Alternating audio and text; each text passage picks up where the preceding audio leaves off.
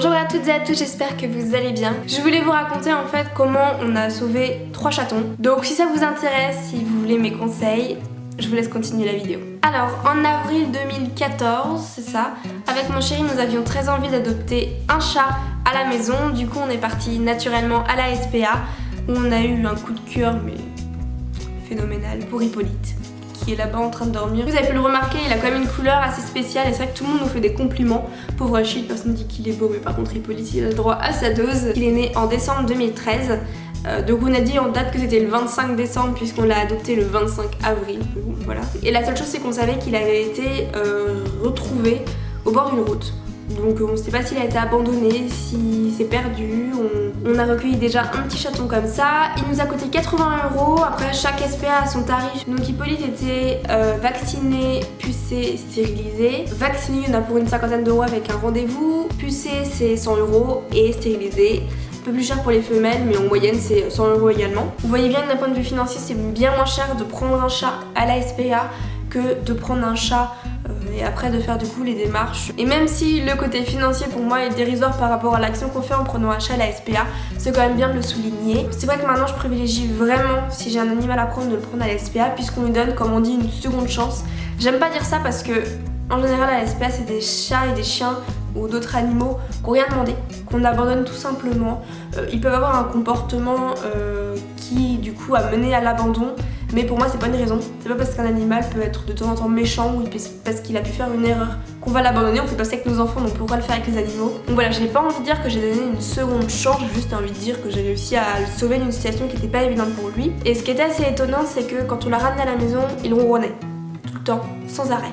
Dès qu'on a mis dans la voiture jusqu'à ce qu'on arrive dans la maison, on n'entendait que lui qui ronronnait, alors qu'aujourd'hui en voiture il miaule comme je ne sais quoi. C'est bizarre, c'est qu'il voulait pas dormir. Il voulait dormir que à nos pieds. Et la journée il dormait pas, il voulait pas dormir. Alors, pour un chaton c'était un peu étonnant, mais je pense en fait c'est qu'il avait peur que le fait qu'il s'endorme, qu'il se réveille et qu'on soit plus là. Je pense vraiment qu'il a eu ce sentiment d'abandon et du coup c'est resté au fur et à mesure. Donc on l'a adopté fin avril et ça se passait très bien, pas de soucis. Début mai, on est parti au Puy du Fou avec mon chéri pendant 2 jours. On l'a laissé avec des croquettes, de l'eau, la litière propre, vraiment aucun souci. Et le dimanche soir, quand on a repris la route du coup pour rentrer à la maison, j'ai reçu un SMS d'une de nos voisines qui nous disait bah voilà, votre chat il miaule à la mort, j'espère qu'il va bien parce qu'on s'inquiète avec les autres voisins, on entend miauler comme si c'était fait mal, comme s'il avait mal quelque part et ça nous inquiète quand même. Donc bon, nous on était presque arrivés quand on a reçu le message et heureusement, on arrive à la maison, on ouvre la porte et là, le chat, tout allait bien, il était content, il avait rien de spécial. Et je pense réellement qu'il a eu peur qu'on l'abandonne. Voilà, on s'est dit ça va être compliqué quand on va devoir le laisser, il va falloir faire un long travail pour qu'il puisse du coup se sentir plus à l'aise. Mais nous avons une solution qui est arrivée un petit peu plus tard, il s'appelle Achille. Je travaille dans une association et un jour, un de mes collègues vient me voir en me disant qu'il y a des petits chatons qui ont été abandonnés. Donc 2 petits chatons qui ont été laissés devant l'association, petits chatons qui avaient vraiment 3 semaines, donc des petits roux à 3 semaines, qui avaient une tête, si je vous retrouve la photo je vous la mettrai quelque part, mais on voit pas trop sur la photo, mais vraiment des yeux larmoyants, ils étaient tout petits, remplis de puces et de tiques, mais vraiment ça grouillait, on voyait partout qui passait, enfin c'était vraiment... ça faisait vraiment mal au cœur. Le travail il était fermé le week-end et on savait pas quoi faire des chats. Il était trop tard pour aller les mettre à la SPA dans les journées, en plus si on allait les mettre à la SPA, tout simplement je pense qu'ils auraient pas gradé, ils les auraient euthanasiés parce qu'ils étaient vraiment dans un état où ils étaient pas autonomes et dans un état où ils allaient pouvoir contaminer d'autres chats. Et n'ayant pas d'enfants, n'ayant pas de contraintes le week-end, je me dis bon, je vais les ramener à la maison, je vais m'en occuper et puis on verra bien. Donc je les ai enfermés dans la salle de bain, sachant pas comment ça allait faire vis-à-vis d'Hippolyte. Hippolyte sentait qu'il y avait une présence, il venait sentir dans la salle de bain et j'ai fait une sorte de quarantaine dans la salle de bain où je me changeais puisqu'en fait j'ai réussi à avoir un produit pour les puces, donc j'utilisais mais clairement il mangeait pas la nourriture. Il déféquait pas tout seul, enfin c'était vraiment des tout petits chatons. Donc il y en avait un des deux qui quand même arrivait à manger de la nourriture. Je broyais des croquettes avec de l'eau, il arrivait à le manger, mais l'autre c'était pas possible, il fallait le nourrir avec une seringue. Et au niveau en fait du caca tout simplement, les petits chatons à cet âge-là, s'ils vont pas aux toilettes, s'ils font pas caca, ils vont mourir. Et chez eux c'est pas naturel à cet âge-là encore de sortir, donc en fait la maman ce qu'elle fait c'est qu'elle leur lèche du coup la nuit pour qu'ils puissent faire caca. Je n'allais pas le faire quand même, mais je devais me réveiller la nuit pour les nourrir pour pouvoir du coup leur masser le ventre pour que du coup ça stimule et que ça sorte.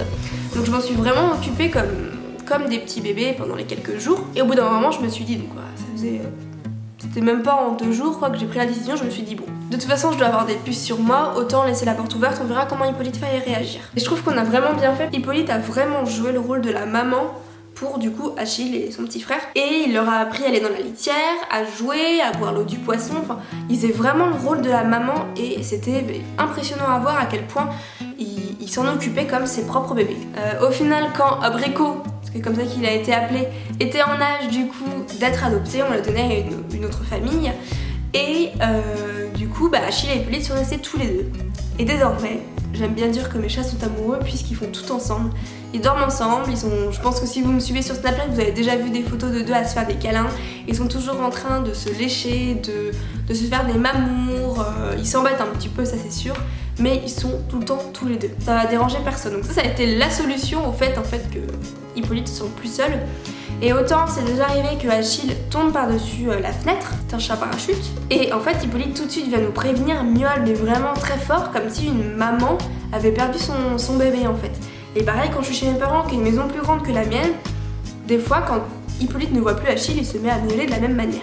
Donc il y a vraiment entre deux je pense ce rapport un peu de papa entre guillemets et d'enfant. Mais ils s'entendent très très bien et c'est vraiment super agréable au quotidien. Ils utilisent la même litière, ils mangent dans la même gamelle et puis ils s'entendent vraiment bien, on peut les laisser, il n'y a aucun souci. Donc voilà, je vais juste raconter un petit peu leur histoire parce que c'est quand même quelque chose qui nous a été important pour nous et je suis fière de l'avoir fait aussi et de pouvoir m'en occuper aujourd'hui. Je fais également cette vidéo pour vous inciter autant que possible à vous retourner vers des refuges pour adopter des animaux, à leur donner cette seconde maison et ce second amour qu'ils ont peut-être pas eu avant.